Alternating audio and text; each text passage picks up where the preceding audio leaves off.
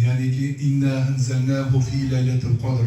Rasulullohdan ko'p so'rashganliklari uchun ey Allohim, mana shu o'qigan 2 rakat yoki 4 rakat namozimni 1000 oydaga ibodatni savobi. Bismillahirrohmanirrohim. Lam yalid va lam yulad.